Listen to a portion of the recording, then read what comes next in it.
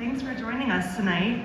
I wanted to start off by saying that I'm very surprised that there has not been like a Stein holding competition or you guys chugging some beers together. Okay, got vetoed by Nathan. For those of you who don't know me, my name is Kat and I am one of Christy's best friends from high school, so we go way back. So I'm surprised. Oh, sorry. I can't do this. Okay. So I actually had the pleasure of meeting Christy in Mrs. Allen's English class our sophomore year of high school. Mrs. Allen was a teacher that not many students were very fond of. She was also a teacher that was not very fond of Christy. But we're gonna save that story for another time, so we'll keep that one. But after surviving that class together, Christy and I started hanging out together. And the first time that we ever hung out, we were in fact the two weirdo girls that dressed up as characters from the Hunger Games to go see the midnight movie premiere.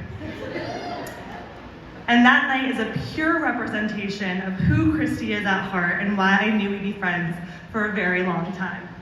Christy is unapologetically herself and always has been. She is not ashamed of her obsession with Harry Potter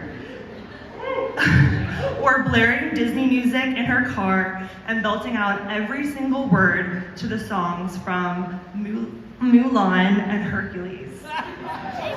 And that's another reason I love her so much. Shortly after Christy and I became besties, she made a confession to me. And she told me that when she met me, she actually hated me.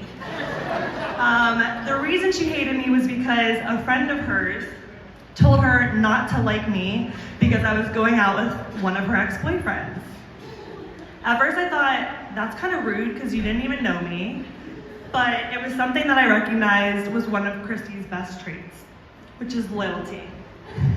Christy was, is, and will always be a loyal friend. Another reason I love her so much. There were countless nights that she slept in cars with me after parties in high school so we wouldn't get in trouble with our parents. Dave and Ruth, I'm sure you've already heard some of those stories.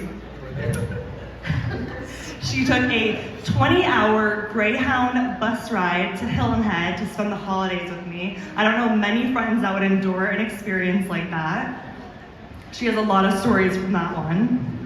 And ultimately would do anything to cheer me up if I was ever sad about a boy or stressed about failing my finals in college.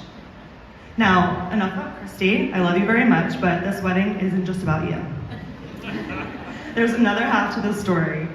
When Christy called me to tell me that she met a boy back in 2018, I had a lot of questions. Who was this man? What was his social security number? Was he in fact good enough to date my best friend?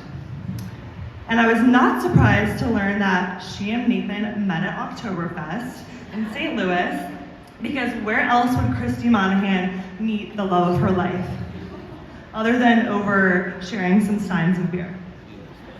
The first time I met Sweet Nathan was at Mardi Gras. Why did we plan it that way? I don't understand.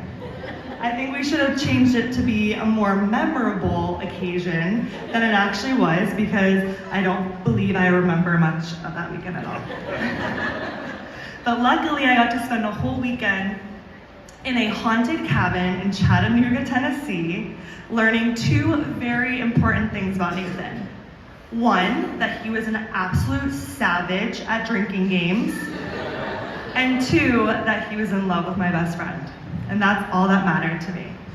Christy and Nathan, you two were meant to be together, and the love you have for each other is so evident.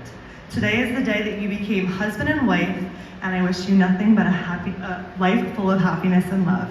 If everyone would raise their glass, cheers to the bride and groom. I love you so much.